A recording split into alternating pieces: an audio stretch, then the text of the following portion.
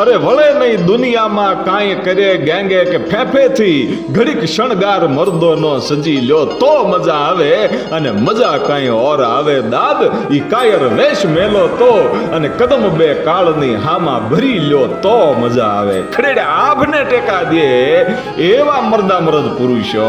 અને એટલે તો કવિઓને એમ લખવું પડ્યું છે કે નથી મફતમાં મળતા એના મૂળ ચૂકવવા પડતા. ઈ સંતને સંતપણા દાતારને દાતારપણા ઈ શુરવીરોને શુરવીરપણા ઈ નથી મફતમાં મળતા. ઇતિહાસમાં નામ જેના બોલાય છે ને ઈ એમણે નથી બોલાતા, એને બીજાના માટે કંઈક કર્યું છે એટલે જ દુનિયા એને યાદ કરે છે, એટલે જ ઇતિહાસના ચોપડે એના નામ ચડ્યા છે. અને એવો એક મર્દામર્દ પુરુષ, એવો એક દાતાર, એવો સાચોજી પરમાર. અને સાચાજી પરમારના ઇતિહાસની આપણે વાત કરવી છે, જેણે હાવજનું દાન કર્યું હતું. અને ઈ પવિત્ર ભૂમિ એટલે પાંચાળની ભૂમિ કહેવાય. અને ભારતમાં 3 સિદ્ધ ક્ષેત્ર ગણાય છે. એમાં પહેલું હિમાલય, બીજું ગિરનાર અને ત્રીજું છે ને એ પાંચાળનો માંડવ જે ક્ષેત્ર છે ને એ ક્ષેત્રને એમ કહેવાય છે સિદ્ધ ક્ષેત્ર ગણવામાં આવે છે. કારણ કે કોઈ પણ મહાપુરુષ હોય, કોઈ પણ યોગી હોય, એને બધી જો સિદ્ધાઈ પ્રાપ્ત કરવી હોય તો કાં તો હિમાલયમાં જવું પડે, કાં ગિરનારમાં જવું પડે, અને કાં તો પાંચાળના માંડવ પરગણામાં જવું પડે. એટલે એમ કહેવાય છે કે ઈ પાંચાળની ધરતીમાં જે મૂળી નામનું ગામ છે, ઈ મૂળીમાં એમ કહેવાય છે કે લગધીરજી પરમાર નામનો રાજવી છે. ઈ ગાદીએ છે અને 18 વર્ષની ઉંમર છે. અને ઈ લગધીરજી પરમાર ગામના પાદરમાં પોતાના મિત્રોની સાથે એમ કહેવાય છે કે જેથી ગેડી દડે રમતો હતો. અને એમાં એક પરિવાર છે, મુસલમાન પરિવાર, પઠાણ પરિવાર છે, એ રડતો કકળતો નીકળ્યો. અને ઈ જ્યારે લગધીરજી જોઈ ગયા, ભાઈ 18 વર્ષની ઉંમર છે, હજી તો નાની એવી ઉંમર છે, અને ગેડી દડે રમતો રમતો એ એમ કહેવાય છે કે માણસની આંખમાં આહુડાની ધાર જોઈ અને એ મુસલમાન પરિવાર, એ પઠાણ પરિવાર છે, એ રડતો કકળતો હાલ્યો જતો તો આડો ભર્યો ભાઈ લગધીરજી પરમારો કે આ તો મૂળી છે અને પરમારનું રાજ છે. ભલા માણા, અહીંયા તો કોઈ વિહામો કર્યા વગર જાય નહીં. અને એમાં આ રાજમાં પ્રજા એટલી સુખી છે અને તમે કોઈ વટે માર્ગુ છો, તમે અમારા મહેમાન છો. અને અહીંથી આ મૂળીમાંથી જો રળતા કકળતા જાવ ને તો ભલા માણા મારી જનેતાનું ધાવણ લાજ્યું કહેવાય. તમને હું રડતા ન જોઈ શકું. વાત કરો શું વાત છે કે નહીં, અમે તો અમારા દુઃખને રડીએ છીએ, કોઈના દુઃખમાં કોઈનો ભાગ હોતો નથી. પઠાણ પરિવાર છે એમ કે છે કે કોઈના દુઃખમાં કોઈ ભાગ લેતો નથી, એટલે અમે તો અમારા દુઃખને રોઈએ છીએ, તમે રહેવા દો મહારાજા. અને એ વખતે લગધીરજી પરમાર છે એમ કે છે કે નહીં, વાત કરો. અને એ વખતે એ પઠાણ પરિવારનો હેબત ખાન નામનો એ પઠાણ એમ કે છે કે મહારાજા, અમારી ઉપર આજ દુઃખ આવીને ઊભું રહ્યું છે, અમારી ઉપર આજ ડુંગરા દુઃખના છે, એ દુઃખના વાદળા છે, એ છવાઈ ગયા છે. કારણ કે મારી આંખમાં આહુડા એટલા માટે છે કે સિંધનો સુમરો છે એ મારી દીકરી ઉપર મોઈ ગયો છે. અને મારી યુવાન દીકરીને એમ કહેવાય છે કે સંદેશો મોકલવામાં આવ્યો હતો અને કીધું હતું કે મારે આની હારે લગ્ન કરવા છે, પણ મેં ના પાડી દીધી છે એ સિંધના સુમરાને. અને એ સિંધ છોડી અને હું નીકળી ગયો છું, કારણ કે મેં ના પાડ્યા પછી મારે સંદેશ આવ્યો હતો કે હજી 6 મહિનાનો સમય આવ્યો છે, આપું છું. એ 6 મહિનાનો સમય મને આપ્યો છે. અને એ 6 મહિના કદાચ હું જો એને હા નહીં પાડું ને પછી શું કરશે એનું કાંઈ નક્કી ન કહેવાય. તો સુમરો છે એટલે એ સિંધ છોડી અને હું ભાગી નીકળ્યો છું. કચ્છની ધરતીમાંથી ફરતો આશરો ગોતતો આજે અહીંયા સુધી નીકળ્યો છું. પણ મને એવું લાગે છે કે આ દુનિયામાંથી આશરાનો ધર્મ છે એ વયો ગયો લાગે છે. બાકી કોઈ આશરો મને ન આપી શકે, એક સુમરાની હારે વેર ન કરી શકે. અને એ વખતે મૂળીનો લગધીરજી પરમાર 18 વર્ષની ઉંમર હતી. અને એટલું કીધું હતું કે ઘડીક ઉભા રહ્યો, હું હમણાં આવું છું એમ કરી અને ગડગડતી ડોટ મૂકી અને પોતાની જનેતા છે એ ધીમે ધીમે માળા ફેરવે છે ભાઈ. રાધે કૃષ્ણ હરે રામ કરતી જે માળા ફરે છે. અને ત્યાં જઈ અને લગધીરજી પરમાર નામનો એ ક્ષત્રિયનો દીકરો એટલું કહે છે કે માં, એક પઠાણ પરિવાર નીકળ્યો છે અને રડતો કકળતો જાય છે, એને મારે આશરો આપવો છે. શું હું આશરો આપું? એને પોતાની માને પૂછે છે કે પઠાણ પરિવારને આશરો આપું? ઈ જ્યારે પૂછ્યું ને ત્યારે હાથમાં માળા ફરતી હતી, માળા ઊભી રહી ગઈ. અને ઈ જગદંબા જેવી રાજપૂતાણી છે, નિત પોત સોતે બાલ પારણ મેં રઘુનાથ કે ગાયન ગાવતી હતી, એવી હિન્દની રાજપૂતાણી અને ક્ષત્રિયાણી એટલું બોલી.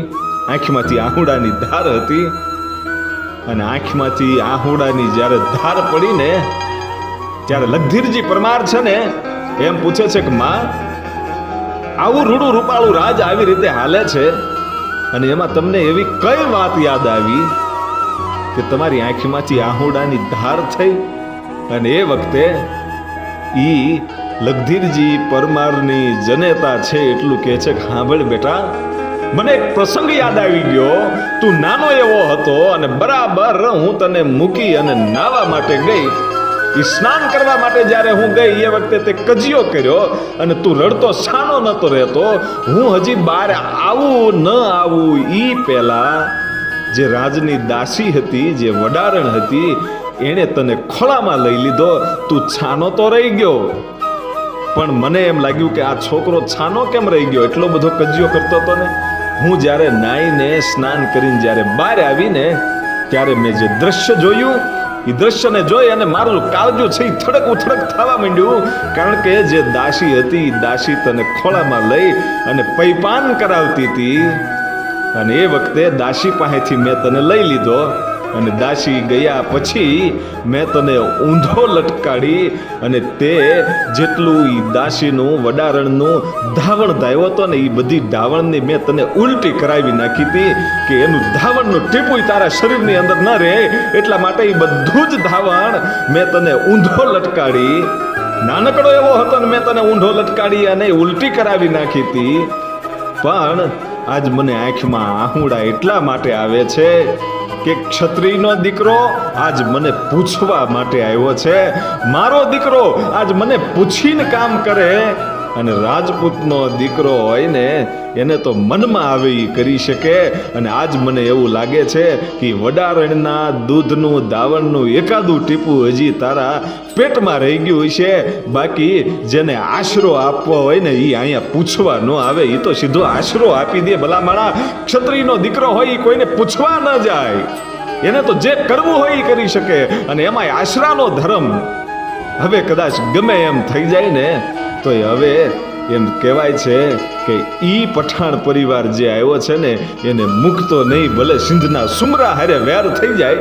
અને ભાઈ એમ કહેવાય છે કે ઈ વખતે લગધીરજી પરમારે મૂળીમાં ઈ પઠાણ પરિવારને આશરો આપ્યો અને ઈ દીકરીને એમ કહેવાય છે કે સુમરાથી બસાવી અને સિંધના સુમરાની હારે વેર બાંધ્યું તું એવો લગધીરજી પરમાર.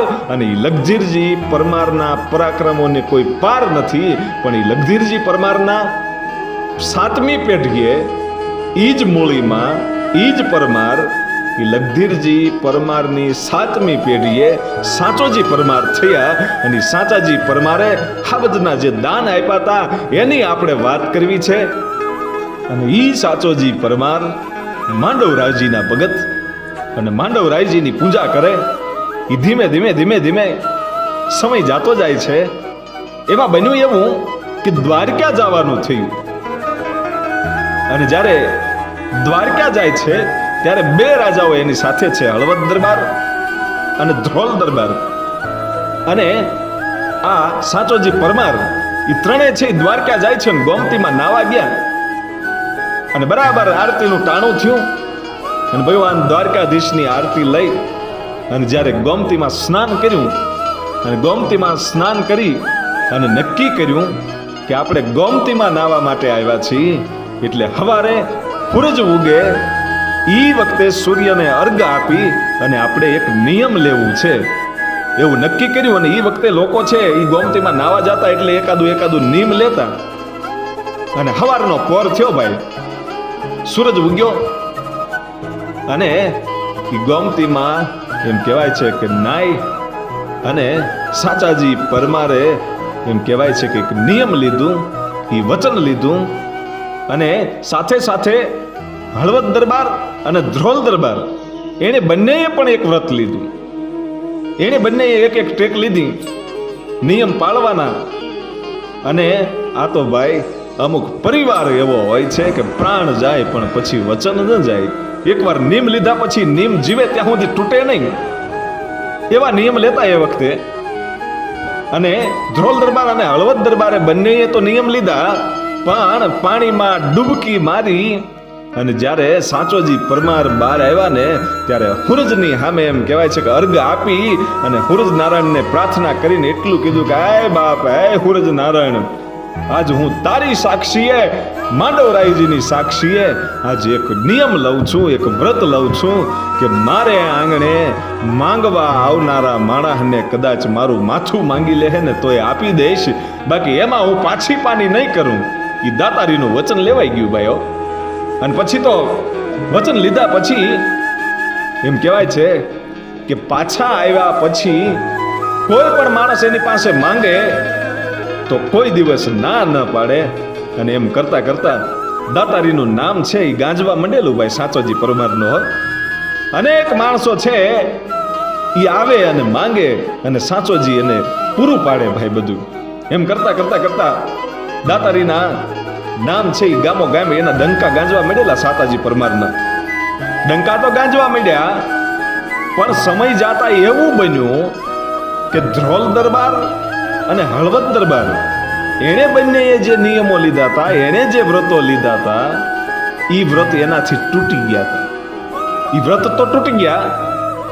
પછી તો આ સાચાજી પરમાર મૂળીના દરબારનું નામ જ્યારે ગાંજવા માંડ્યું અને દાતારીમાં એવું નામ આવે એટલે આ બંને દરબારોને એમ થયું કે ઓહો, આપણા તો નિયમ તૂટી ગયા, પણ હવે ગમે એમ કરીને આનું નિયમ તોડવું પડશે. એકાબીજાની ઈર્ષા મંડી થવા.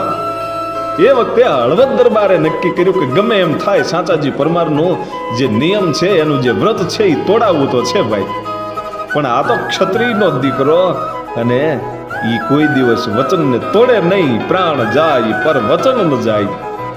એમ કદાચ પ્રાણ ભલે દઈ દેવો પડે પણ વચનને ચૂકવું નહીં ભાઈ, એવો ક્ષત્રિય. અને હળવદ દરબારે પોતાનો જે રાજકવિ હતો એ ચારણને એમ કહેવાય છે કે એટલું જ કીધું કે તે મારા અનાજ ખાધું હોય ને તો જા અને મૂળીના પરમાર સાચાજીનું વ્રત તોડાવી નાખી. એવું કંઈક માંગી લે કે એ તને દઈ ન શકે, બાકી તું માથું માંગીશ તો એ માથું આપી દે, એ મને ખબર છે, પણ એવું માંગી લે કે એ તને દઈ જ ન શકે. અને એ વખતે એ ચારણ કવિ એટલું બોલ્યા હતા કે એ તો માંડવરાયજીનો ભગત છે ભલામાણા, એની પાસે માથું માંગ્યું હોય તો એ આપી દે, પણ એની કસોટી કરવાની જરૂર નથી, એનું રહેવા દો મને. કે નહીં, તે જો મારું અનાજ ખાધું હોય તો તારે મારું આ કામ કરવું પડશે. એમ કરી અને ચારણ પાસેથી વચન લઈ લીધું. અને ચારણ સિંહ ધર્મ સંકટમાં આવ્યા ભાઈ કે હવે ગમે એમ થાય, મેં આનું અન્ન ખાધું છે એટલે હવે જાવું તો પડશે જ. અને ચારણ કવિ છે ઈ હળવદથી હાલતા થયા અને મૂળીના રાજમાં આવી અને દુહા છંદની રમઝટ બોલાવી જ્યારે, અને એ વખતે દુહા છંદની રમઝટ બોલે છે અને સાચોજી પરમાર છે અને ઉમળકા મીડિયા અંદરથી આવવા ભાઈઓ. અને પછી રહેવાનું નહીં એટલે મૂળી દરબાર એમ કે છે કે વાહ કવિરાજ વાહ, હવે માંગી લ્યો, આજ તમારે જે જોઈએ